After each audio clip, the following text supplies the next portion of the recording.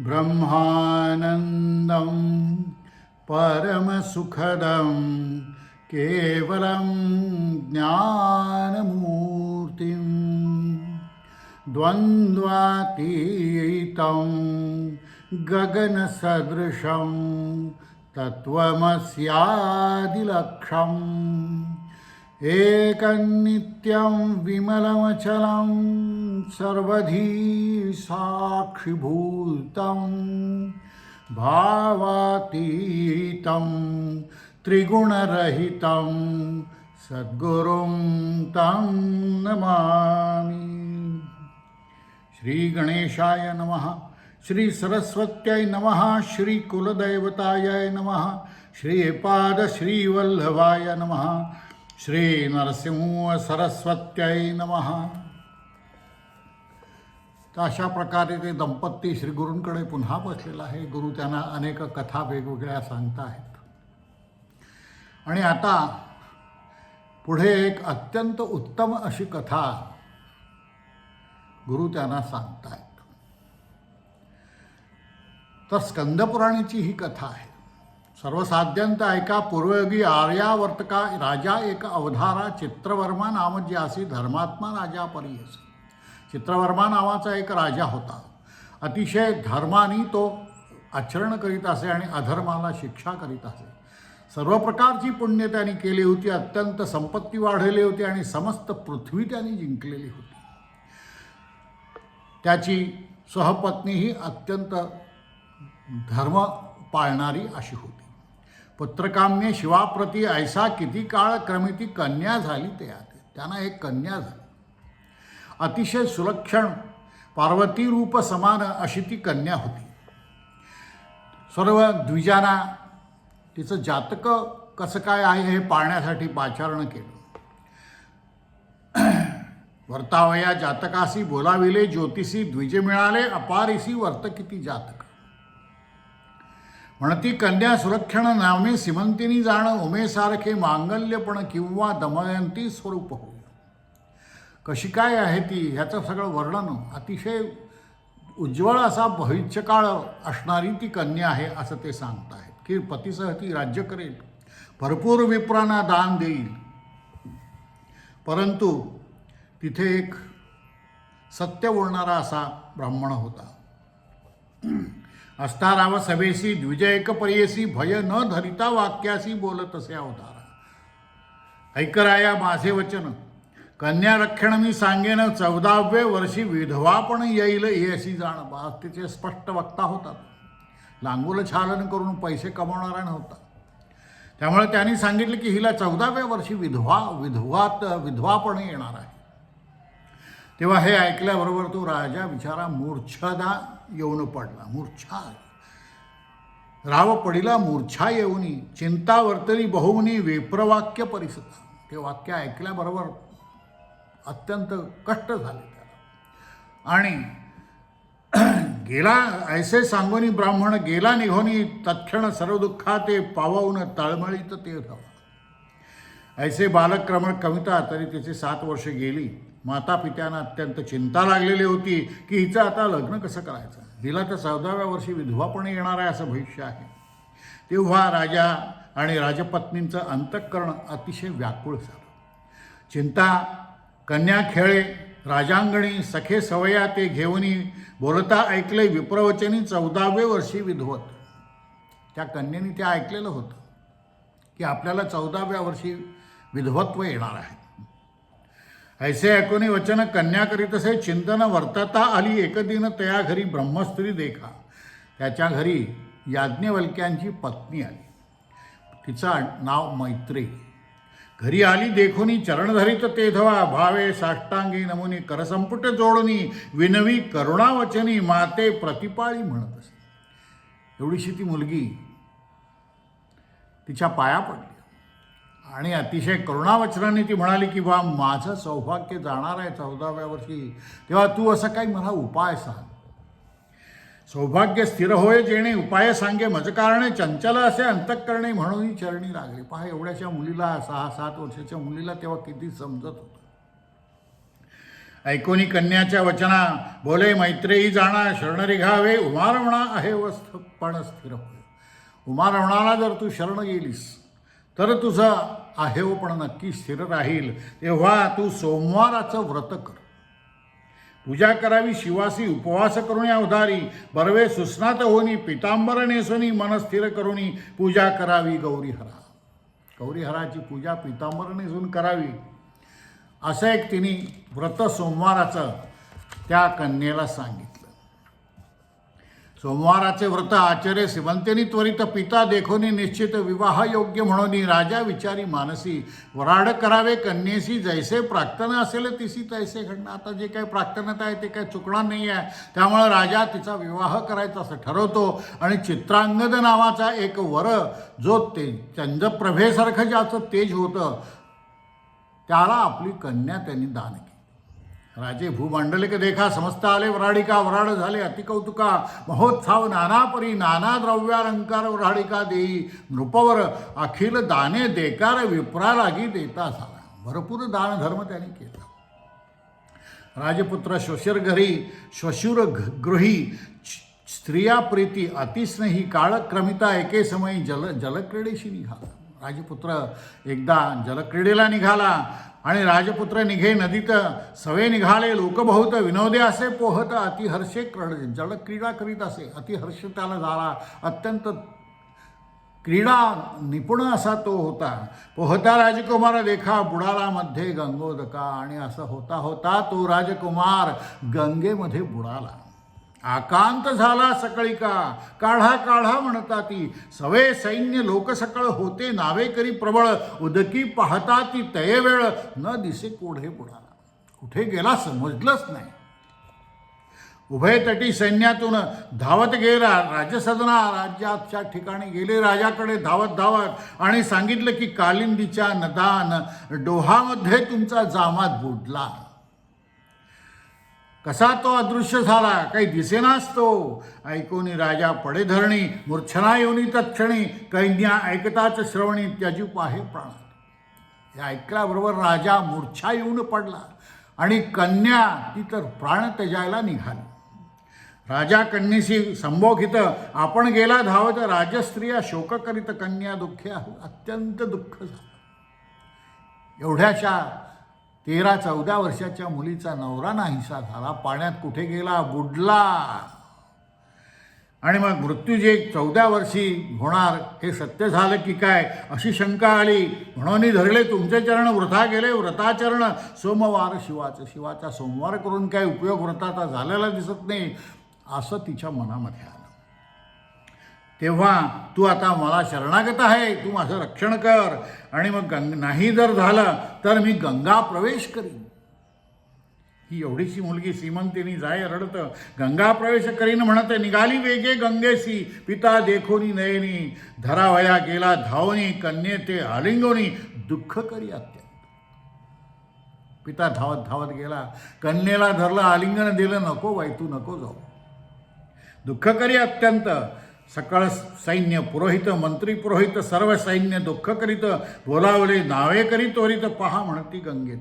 परंतु कुठे दिसणार तो काही गंगेत दिला नाही. शोक करीती दारुण, हा हा कुमारा म्हणून उर शिर पिटताती, अत्यंत दुःख. हा हा पुत्रा ताता म्हणत, राजा गडबडा असे लोळत, मंत्री राजकोळ समस्त नगरलोक दुःख करीती. कोठे गेला राजसूत, कुठे गेला काही समजलंच नाही. आणि मग इंद्रसेन जो त्याचा बाप त्या राजकुमाराचा, इंद्रसेन अतिदुःखिता न विसरे कधी पुत्रशोक, राज्य व्यापार सोडून दुःख करी पुत्रचिंतन. सगळं त्यांनी राज्याकडचं लक्ष त्यांनी सोडून दिलं आणि दुःख करायला लागला. दुःख करी पुत्रचिंतनी, गोत्रजी राज्य हिरोनी, कपटे घेतले तयाच. सगळे लोक टपलेलेच असतात. तेव्हा जे काही त्याचे जे काही गोत्रज होते त्यांनी त्याचं राज्य कपटाने काढून घेतलं आणि त्याला कारागृहात ठेवलं. काय दुर्दशा आली. पुत्रशोके बहुत्यासी राज्य भोग चाड नाही, चित्रवर्मा राजा देख कन्या ठेविली ममेत्विका, प्राण त्यजीव पाहेनिका लोक निंदतील म्हणून, राव म्हणे कन्येसी पुत्र नाही आमचे वंशी, कन्या एक तू आम्हासी पुत्रापरी राहाटावे. आता तू एकटीच मला आम्हाला कन्या पुत्र काय नाही आहे, तेव्हा तू आमच्या पुत्राप्रमाणे राहा, असं तो पिता तिचा तिला म्हणाला. इकडे तो राजकुमार बुडाला होता गंगापूर, गेला तेथे पाताळनगर वासुकी जेथे राज्य करी. तो राजकुमार जो बुडला तो खाली पाताळात गेला आणि नागलोकांना गेला. तिथल्या स्त्रिया त्या ठिकाणी आलेल्या होत्या. त्यांनी पाहिलं की हा कोणीतरी नदी तटाकी असा वाहत राजकुमार कोणीतरी आलेला आहे. देखोनिया राजकन्या काढिती संतोषे करुनिया, अमृता शिंपती आणुनिया सावध केला. तर त्या नागकन्येने त्याला धरलं, त्याच्यावर अमृताचा सिंचाव केला आणि मग त्याला सावध केलं आणि मग त्याला तक्षकापाशी घेऊन गेले. तक्षक त्यांचा राजा. विचित्रनगर पर्येचा राजपुत्र पाहत असे, पाहे पाताळनगर रचना, जैसे शोभा इंद्रभुवना, गोपुरी दिसती महारत्ना, विद्युल्लते छिये परी इंद्रनीळ वैडूर्यशी. की काय त्या नगरीचं वर्णन करावं त्या तक्षकाच्या. अत्यंत सुंदर अशी ती नगरी होती.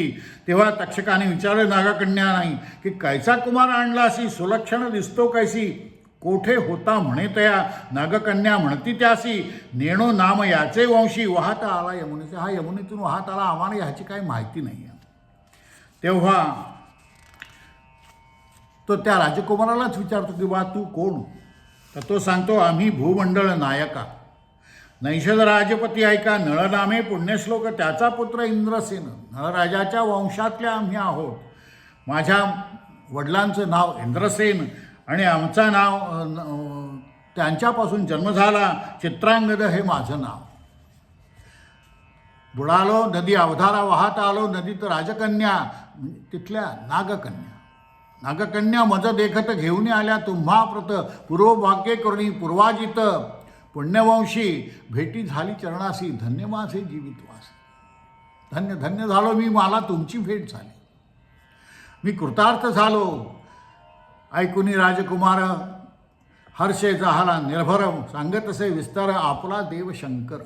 आमचा देव शंकर तो सकळ देवांचा देव आहे, त्याचं नाव सदाशिव आहे. आणि मग त्या शंकराचं वर्णन करतो आणि सांगतो की मी त्याची आराधना करीत असतो.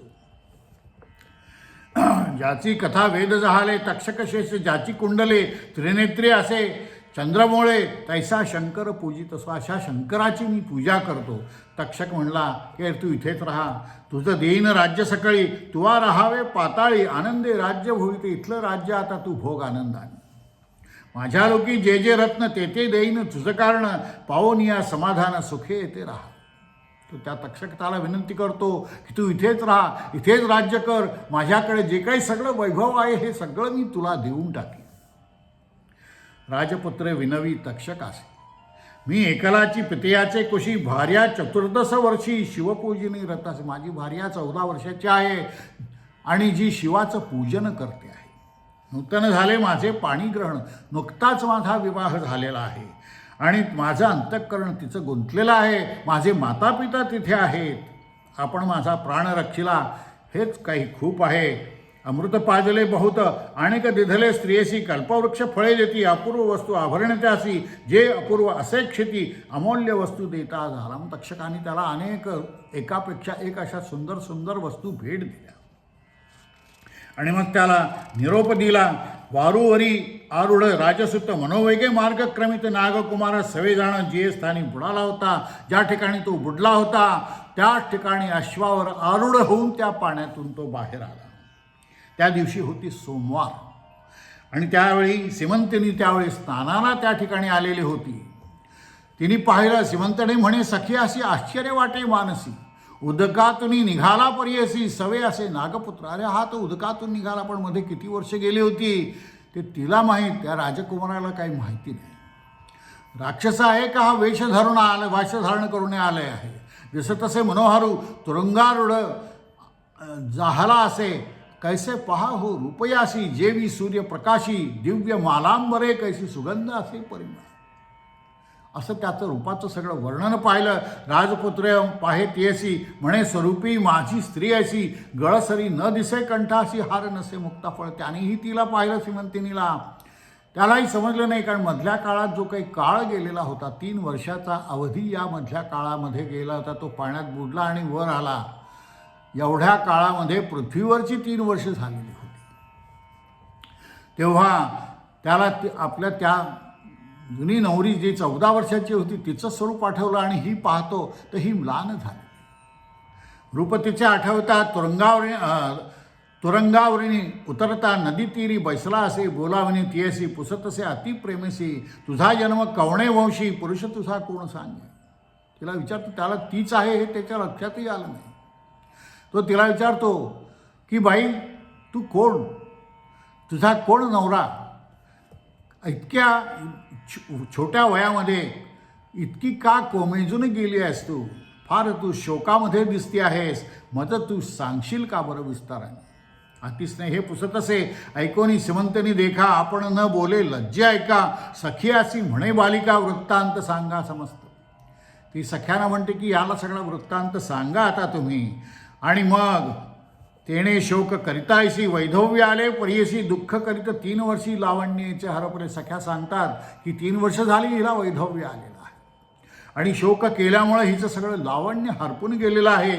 सोमवार व्रत ती करत असे, उपवास पूजादी करते आणि आज स्नान करण्यासाठी म्हणून इथे आली. आणि हिच्या श्वशुरांची स्थिती तर अतिशय वाईट. पुत्रशोके विकळ ऐका, राज्य घेतले दयादिका, त्याच्या सगळ्या नातेवाईकांनी त्याचं राज्य हिरावून घेतलं, त्याला कारागृहात टाकलं. या कारणे श्रीमंतीनी नित्यपूजी शूलपाणी सोमवार उपोषणी म्हणून करती परियसा. म्हणून ही श्रीमंतीनी सोमवाराचं व्रत करते आहे, उपोषण करते आहे. तेव्हा गंधर्व देव किन्नर तुम्ही कोण आहात, तुम्ही तर नर दिसता परंतु तुम्ही नर वाटत नाही, तुम्ही कोणतरी दुसऱ्या योनीतले असले पाहिजेत. तेव्हा 8वी रूपपतीचे आठवणी, पतीचे रूप करू लागली, अतिप्रलाप धरणी पडली, हृदित बाष्प महादुःख करीत असे. धरणीवर कोमोजून पडली, महादुःख करायला लागले, रुदन करायला लागली. तिचे दुःख देखून या नयनी कुमार विलोकी तटस्थपणी, मुहूर्त एक सावरणी आपण दुःख करत असे. दुःख करोनिया देखा प्रक्षाळिले आपल्या मुखा, उगी राहे म्हणे ऐका आपले नाव सिद्ध म्हणे. त्यांनी काय एकदम ओळख नाही दिली. त्यांनी काय सांगितलं की श्रीमंतिनी करिता शोक अपार, जवळी आला राजकुमार, हाती धरली त्वरित संभोग तसे प्रेम तसे. अत्यंत प्रेमभावाने तिला त्यांनी सांगितलं की सांग, तुझा भ्रतार, तुझा जो नवरा आहे तो माझा मित्र आहे आणि तो सुखरूप आहे, 3 दिवसांनी तो येणार आहे. ही बातमी त्यांनी तिला मुद्दाम सांगितली. एकांती सांगे तियसी म्हणे तुझ्या भ्रताराशी, देखील आम्ही दृष्टीशी सुखी आता असावे. आता तू चिंता करू नको, तुझा भ्रतार, तुझा नवरा परत येणार आहे. तेव्हा तू जे काही पुण्य केलेलं आहेस, पतिशीघ्र नक्कीच पाहणार, तू चिंता करू नको, 3ऱ्या दिवशी तो तुला भेटणार आहे असं सांगतो तो. आणि मग प्रकटने हे कोणाला सांगू नकोस. दुःख आठवले ऐकून सीमांतिनी बाळकेसी, सुटल्या धारा लोचनी प्रेमी रडेस पुंद. अरे अरे, तिला अत्यंत डोळ्यातून अश्रू व्हायला लागले, अश्रुधारा व्हायला लागल्या. ती स्फुंदून रडायला लागली. विचार करती सीमंतिनी. मग तिला वाटलं की हाच तर आपला पती नाही. शंका आली कुठेतरी मनामध्ये. पतीसारखे मुखकमळ, नयन सुंदर अतिकोमळ, ध्वनी बोलता जासी मंजुळ, अतिगंभीर बोलत असे. मृदू आणि पतिसरसी तैसाची बोले तो हर्षी, धरिया माझिया करासी अति मृदू लागतो. माझ्या जेव्हा हात त्याने धरला, याचे कर अत्यंत मृदू लागतात. हे नक्कीच माझ्या पतीचं लक्षण आहे. मी जाणे सर्व खुण, हाची होय माझा प्राण. समस्त चिन्हे असती, यास देखोनी नयनी, धारा सुटेल्या प्रेमे जीवनी. नवलपरी विचारुनी मागोती, अनुमान करीत दैवहीन असे आपण, कैसा पती येईल म्हणून बुडाला नदीत जाऊन, मागोती कैसी भ्रांती म्हणे. मेला पती मागोती येता, ऐशी न ऐकली का. आत्तापर्यंत असं कधी ऐकलं नाही की गेलेला पती परत आलेला आहे. तिचा विश्वास बसेना. कपटे प्रकटला, हा कोणीतरी यक्ष किंवा किन्नर असला पाहिजे, हा कपटाने नदीतीरी आला असला पाहिजे म्हणून कल्पना करीत असे. किंवा पावला शिवव्रते, की धाडीला गिरिजानाथे, संकट जाणून आमच्या येथे मैत्रेयी कारणे धाडीला. ज्यास प्रसन्न शंकर त्यास कैसा दुःखविकार चिंतेले पाहिजे निर्धार ऐसे चिंती सिमंतिनीला अतिशय दुःख वाटलं. ती अतिशय चिंतन करायला लागली की असा कोणीतरी माझ्या आयुष्यात येऊ, हा माझा राजकुमार जो नदीत बुडला तो नक्की येणार. ज्या अर्थी मैत्रिणींनी मला हे व्रत सांगितलेलं आहे ते कधी कदापि खोटं होणार नाही. आणि मग काय झालं, हा राजकुमार आलुढला वारूवर निरोप मागे प्रीतिकर सिमंतिनी नारेसी निघाला अश्व मनोवेगे पातला नगरास अतिशीघ्रे वासुकी पुत्र होता संगे तया पाठवी नगरात. तो आपल्या नगरामध्ये गेला. वासुकी पुत्र त्याच्याबरोबर होते आणि त्याने वैर्यानं त्याच्या ज्या जे कोणी नातेवाईक होते ज्यांनी राज्य बळकावलेलं होतं त्यांना सांगितले की मुकाट्याने राज्य परत करा, नाही तर मी तुमच्यावर हल्ला करेन. माझ्याकडे कोण आहे पाहिलं का, हे सगळे वासुकी पुत्र माझ्याबरोबर आहेत. तेव्हा त्वरित पावला राजभवनी उभा राहोनी कठोर वचनी बोलत असे नगराधिपतीशी चला शीघ्र कुटुंबेशी चंद्रागदाचे भेटीसी तक्षकाचे दर्शनाशी गेला होता पाताळी. कालिंदिया नदीत बुडाला हे ऐकून या मात तुम्ही केला स्वामी वघात राज घेतले इंद्रसेनाचे आता सांगेन तुम्हासी चाड असे जरी प्राणासी शरण जावे ते असी इंद्रसेना स्थापन. तेव्हा इंद्रसेनाला पुन्हा राज्यावर बसवा तुम्हाला जर काही लाज लज्जा असेल तर. तक्षकासारखा मित्र आहे या राजकुमाराचा, विसरू नका. तेव्हा दिधले नवनाग सहस्रबळा, त्याला नवनाग सहस्रबळ तक्षकाने दिलेला आहे. तेव्हा चंद्रांगदाचे जाऊनी न ऐकायला माझ्या वचना तरी आताची घेतो प्राणा तक्षके पाठविले आपणा पारिपत्या कारण झालं. हे झाल्यानंतर ते बिचारे सगळे चुपचाप शरण आले. इंद्रसेनाला बाहेर आणलं, नाना वस्त्र आभरणं त्याला दिली आणि त्याला सिंहासनी बसवलं आणि त्यांना सांगितलं की अपराध आम्हाशी घडला प्राण राखावे गेसे. आमच्या हातून अपराध घडला परंतु आमचे प्राण घेऊ नका, आमचे प्राणाचं रक्षण करा. हे म्हणून चरणी लागले. राया इंद्रसेनाशी तक्षकपुत्र सांगे त्यासी तुमचा पुत्र आला पर्यसी वासुकी भेटी गेला होता. हे तक्षकाचे पुत्र त्याला सांगतायत इंद्रसेनाला की तुझा पुत्र पाताळात वासुकीच्या भेटीला गेलेला होता आणि त्याने वासुकीने त्याच्यावर कृपा केली, त्याला भरपूर रत्नखचित आणि काय काय त्याला अनंत संपत्ती दिली आणि त्याला परत पाठवलं. आणि ऐकोनी राव संतोषी यासी आठवणी अधिक दुःखाशी मूर्छा येऊनी धरणीशी पत्नीसहित पडेल. त्याला अत्यंत दुःख उन्मळून आलं, आठवणी जुन्या जागृत झाल्या. नागकुमारे उठविले त्यासी दुःख कासया करावे हर्षी येईल पुत्र भेटेसी. तुमचा पुत्र भेटायला आलेला आहे, दुःख कशाला करता आता. त्वरे करुणी आताची मग रावा तिहर्षी बोलावित मंत्र्यासी नगर शृंगारावयासी निरोप दिधला तेवेळी ऐसा निरोप देऊन भेटी निघाला आपण. आणि मग तो पुत्राच्या भेटीला निघाला इंद्रसेन. पुत्रासी म्हणे इंद्रसेन आरासी बाळा माझा प्राण श्रमलो होतो तुझविण म्हणून सांगे दुःख आपले. त्याला आपलं सगळं दुःख त्याने सांगितलं आणि मग त्यांची भेट झाली. आणि मग तिथून ते काय झालं, कुठून ते निघाले. इतकी अवसरी प्रवेश केला नगराभितरी समारंभ केला अति थोरी पावले निजमंदिरा. मोठा समारंभ झाला. तक्षकाच्या पुत्रांना त्याने गौरवलं, वस्त्रभूषण दिली आणि इंद्रसेनाने अतिशय प्रीतीवर चंद्रांगद सांगे पितयासी तक्षक उपकार विस्तारिसी प्राण वाचविला आम्हासी द्रव्य दिधले अपार. सुंदर वस्त्रे आभरणे दिदरी होती तक्षकाने पिता देखुनी संतोषाने म्हणे धन्य तक्षक. पित्याला अत्यंत संतोष झाला इंद्रसेनाला आणि धन्य धन्य झाला तो. आणि मग त्याने दूत पाठवले चित्रवर्म्याच्या नगरीमध्ये आणि सुनमाझी दैवे आगळी तिचे धर्म वाचला बळे. पुत्र माझा होता, तिच्या धर्मामुळे माझा पुत्र वाचला याविषयी माझ्या मनात काही शंका नाही. तिनं शंकराची आराधना केलेली आहे आणि त्यामुळे तिचे कंकण चुडा जो आहे हा स्थिर राहिलेला आहे. तेने वाचला माझा कुमार सौभाग्यवती सुनमाझी म्हणून पाठविले वेगोसी लिहोन या वर्तमानाशी चित्रवर्मनयासी इंद्रसेन राजा. चित्रवर्माला इंद्रसेनानी सगळं लिहून पाठवलं आणि हेर निघाले. चित्रवर्माच्या नगरी व्यवस्था सांगितलेली कुसरी चंद्रांगद शुभवार्ता संतोषी राजा ऐकोनी देखा करिता झाला महासुखा दाने दिधली अपार ऐका. तोही अत्यंत खुश झाला. दानधर्म प्रचंड मोठ्या प्रमाणात केला आणि सीमंतिनीला सांगितलं, सीमंतिनी करी व्रतासी उपवास सोमवारासी पूजेले गौरीहारासी म्हणून पावली इष्टात, की ज्या अर्थी तिने एवढं सगळं व्रतवैकल्य केलेले आहेत, सोमवाराची पूजा केलेली आहे आणि हे व्रत जे केलं आहे गौरीहाराला पूजलेलं आहे आणि त्यामुळे गौरीहर तिच्यावर प्रसन्न झाला, यात काही शंका नाही. आणि मग असं सांगून ऐक सुवासिनी म्हणता अतिप्रीती निरोपिले ऐसे करी वो व्रत चुडे कंकणे अखंडित कन्यापुत्र होती बहुता आमचे वाक्य होता. दंपत्य विनिवी श्रीगुरुसी तुमची चरणसेवा आम्हासी पुरविते मनोरथासी आम्हा व्रत काय असे, आम्हाला आता काय व्रत करायचं हे सद्गुरुनाथ आता तुम्ही आम्हाला सांगा.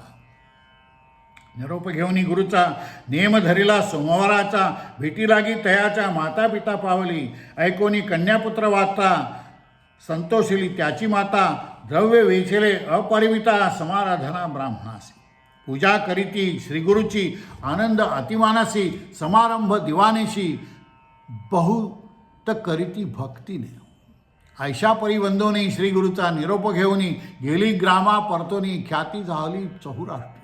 आणि मग ते दाम्पत्य श्रीगुरूंचा निरोप घेतो. सोमवाराचं व्रत त्यांनी सांगितलेलं आहे श्रीगुरूंनी त्यांना, आणि पुढे त्या दंपतीला 5 शतायुषी झालेले असे पुत्र झाले.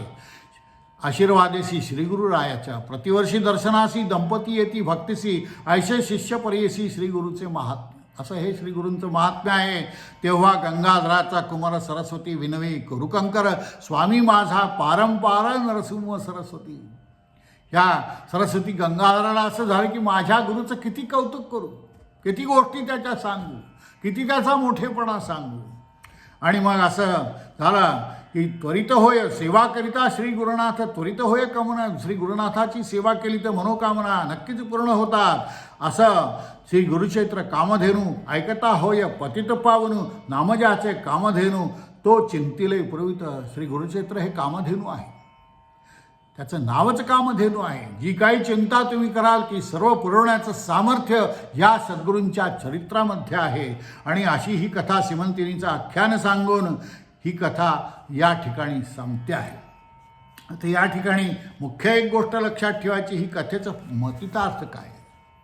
सीमंतिनी आख्यानाला फार गूढ म्हटलेलं आहे.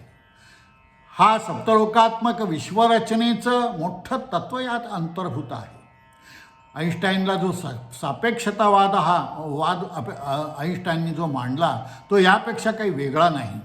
हा सापेक्षतावाद भारताला काही नवलाचा नाही, त्याच्या हाडीमासी तो खेळलेला आहे. आणि चित्रांगद जो पाताळलोकी गेला, थोडा वेळ तेथे राहिला. हे पाताळ म्हणजे आपण ऐतिहासिक समजतो तसं पृथ्वीच्या खाली पलीकडच्या बाजूला अमेरिका आहे ते नाही तर. आणि हे तो वर आल्यानंतर त्याला 3 वर्ष वैधव्य धारण करणारी सीमंतिनी दिसली. इतका काळ केवळ त्या पाताळ लोकात जाऊन तो वर आला. किती सगळा तशा पृथ्वीवरच्या वेळेप्रमाणे फार 2-4-5 तास लागले असतील, परंतु या काळामध्ये तोपर्यंत पृथ्वीवरची 3 वर्षे गेलेली होती. परंतु सोमवाराच्या व्रतामुळे प्रसन्न झालेल्या शंकराच्या कृपेने बुडता क्षणी त्याचं रूपांतर पाताळ लोकाच्या तत्वात झाल्यामुळं पृथ्वीवरचं कालमान त्याच्या शरीराला कळू शकलं नाही. तर अशा प्रकारे ही पाताळीची अमोल वस्तू असं सरस्वती गंगाधरनं जी म्हटलेली आहे ती आपण लक्षात घेतली पाहिजे. तर अशा प्रकारे ही कथा या ठिकाणी संपते आहे.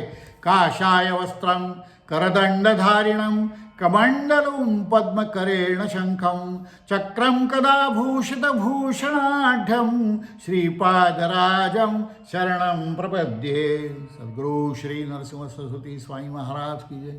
सद्गुरुभ्यो नमः, सद्गुरुभ्यो नमः, सद्गुरुभ्यो नमः.